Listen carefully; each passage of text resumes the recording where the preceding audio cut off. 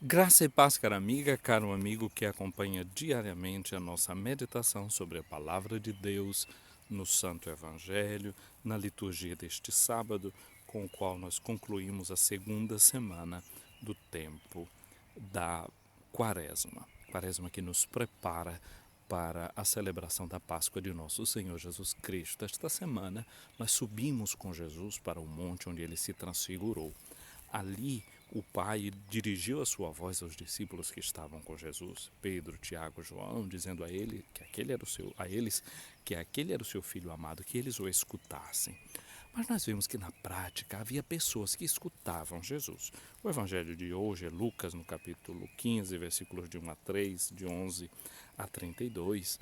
Logo Lucas diz no início deste evangelho, não é? Os publicanos e os pecadores aproximavam-se de Jesus para o escutar. Eis pessoas que escutavam Jesus, que escutavam a sua palavra, pecadores e publicanos. Eles seguramente experimentavam que Jesus era uma pessoa amada. Não tem gente que a gente convive com elas, né? Quando dá certos tem certas reações, dá certos indicativos, a gente diz que é uma pessoa mal amada. Jesus era o contrário, todos percebiam que ele era uma pessoa muito amada, bem amada. E uma pessoa bem amada é uma pessoa bem resolvida. Por isso Jesus conseguia se relacionar mesmo com pecadores, com publicanos, com pessoas que eram mal vistas pela sociedade, porque tinham comportamentos criticáveis, comportamentos não corretos. Mas Jesus não tomou distância dessas pessoas. Elas se aproximavam de Jesus e Jesus falava com elas, até ia comer na casa deles. Aí os fariseus e os publicanos, como diz o versículo 2 do capítulo 15 de Lucas, criticavam a Jesus, dizendo: Este homem acolhe os pecadores e faz refeições com eles. Então, para eles, Jesus contou uma série de parábolas. O capítulo 15 de Lucas tem essas parábolas chamadas parábolas da misericórdia. A parábola da dracma perdida, da ovelha perdida e a parábola do filho perdido, a parábola do filho pródigo. Então, hoje a liturgia coloca em nossas mãos a parábola deste filho pródigo, esse pai que tem estes dois filhos, um que pede a parte da herança e gasta toda aquela herança em uma terra distante e depois volta para a casa do seu pai com arrependimento, recordando-se que lá os empregados eram bem tratados. Ele volta para a casa do seu pai, o pai acolhe e faz uma festa para este filho, pedindo que lhe ponham um anel no dedo, preparem uma roupa digna para ele, ponha-lhe o manto. Mas tem o filho mais velho, eram dois filhos, e este, sentindo o barulho da dança, quando retorna à casa do trabalho, ele não fica satisfeito. E quando um empregado diz para ele o que era que estava acontecendo, que era aquele filho que tinha voltado e o pai tinha matado o novilho gordo para fazer uma festa, ele cria uma birra, fica do lado de fora. E o pai sai para convencê-lo, para dizer que aquele irmão dele estava morto e voltou à vida, estava perdido e foi reencontrado. Mas o filho, duro, já tinha dito ao pai: Este teu filho gastou os teus bens com prostitutas. Este teu filho, quase que desconhecendo o fato que ele era irmão. Pois bem, essa é a situação dessa parábola. Mas eu quero voltar ao versículo 17. O versículo 17 desse capítulo 15 de Lucas diz que aquele filho, quando estava lá no campo, trabalhando, em meio aos porcos, ele queria matar a fome com a comida que os porcos comiam, mas nem isso lhe davam. Então, ele caiu em si e disse, caiu em si. Lido na língua original, na tradução da Vulgata, a tradução latina, diz, ele retornou a si mesmo. Retornou a si, ele reentrou em si mesmo. Minha amiga, meu amigo, a quaresma é um período de reentrar em si mesmo, de voltar voltar-se para dentro de si mesmo. Mas o que é que a gente encontra quando volta para dentro de si mesmo? Tem gente que não sabe conviver consigo mesmo, né? Tem dificuldade de criar silêncio, de estar sozinho. Mas se está em casa precisa ligar o rádio, a televisão para ter barulho, porque não quer pensar nas coisas, etc. Esse filho faz o contrário. Ele ali no meio daquela solidão, daquela dificuldade, ele entrou em si mesmo. Mas o que foi que ele entrou? Onde foi que ele entrou em si mesmo? O que foi que ele encontrou quando entrou em si mesmo? Ele disse: quantos empregados do meu pai têm pão com fartura e eu aqui morrendo de fome? Vou voltar para meu pai. Ele se lembrou da casa do seu pai.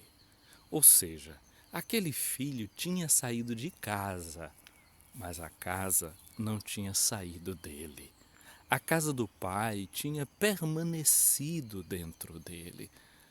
Se nós vimos na semana passada, no domingo, nesta semana, no domingo passado, nós vimos Jesus no Monte Tabor, se nós vimos a sua transfiguração, e ali aquele monte foi um lugar de experiência com Deus, de transfiguração de Jesus, de Deus se manifestar. Hoje a gente está recebendo um outro convite. O convite para que as nossas casas sejam transfiguradas. As nossas relações familiares sejam transfiguradas. Sejam tão iluminadas, sejam tão luminosas que se um dia a gente tomar distância dessa casa, voltando para dentro de nós, ela esteja lá dentro de nós. A gente encontra a fotografia da nossa casa. Fotos, em grego, significa a luz. Fotografia significa uma escrita de luz, uma escrita luminosa, né? Lembra quando a gente fazia aquelas fotos antigamente, acendia aquele flash, assim, né? Era a luz. A fotografia é feita por causa da luz. Então, que a gente possa encontrar essa escrita luminosa da experiência que a gente fez dentro de casa, que a gente possa sentir sempre a coragem de retornar para dentro das nossas casas. Mas pensemos também nessa nossa casa interior, que ela é o lugar onde Deus, onde o Pai habita, onde Ele dirige a sua palavra dentro de nós. Nós não precisamos subir o monte para escutar a voz do Pai. A voz do Pai está constantemente dentro de nós. É a voz que nos diz: você é meu filho amado. Escuta a minha voz dentro de ti. Jesus é o filho amado. Escuta a voz de Jesus. Ele é bem amado, ele é resolvido, ele pode ajudar você também a resolver a sua vida. Não tome distância, se avizinhe, faça como os publicanos, como os pecadores, se avizinhe do meu filho, escuta o que ele tem para dizer, convida meu filho para fazer refeição contigo, para que esteja perto de você. A verdade, o Filho de Deus, ele não quer fazer refeição conosco simplesmente, ele quer se tornar o nosso alimento, porque a gente se transforma naquilo que a gente come, aquilo que a gente come se transforma naquilo que a gente é. Jesus quer isso, que nós nos transformemos realmente naquilo que Ele é, porque isso já aconteceu no nosso batismo. São Paulo podia dizer: já não sou eu que vivo, é Cristo que vive em mim. Então que nós possamos viver em Cristo, viver com Cristo, viver por Cristo.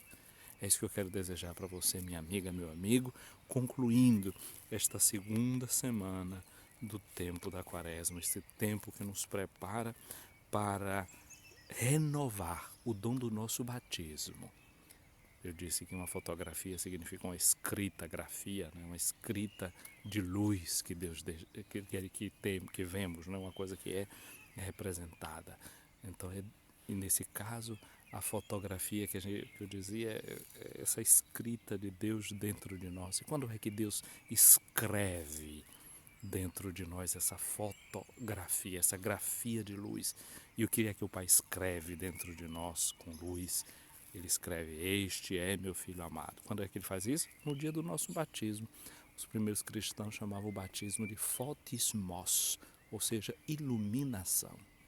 Foi ali que Deus escreveu luminosamente, né, seu nome dentro de nós, carimbou as nossas almas com o carimbo da sua graça, nos deixando seres iluminados a partir de dentro com esse dom da filiação divina. Somos adotados, assumidos por Deus. Então voltemos à nossa casa. O Senhor não quer dar apenas uma parte da herança para nós, Ele nos dá a herança inteira. E qual é a nossa herança? A nossa herança é poder estar na casa do Pai. Jesus disse, eu vou voltar para a casa do meu Pai. Lá tem muitas moradas, eu vou preparar lugar para você. Então a herança é essa, é poder estar na casa do Pai, entrar na casa do Pai, sabendo que a casa do Pai não é apenas sua casa, ela é a nossa casa. E essa casa do Pai você já experimenta dentro de você mesmo. É esse lugar do Pai em você, que é lugar seu também.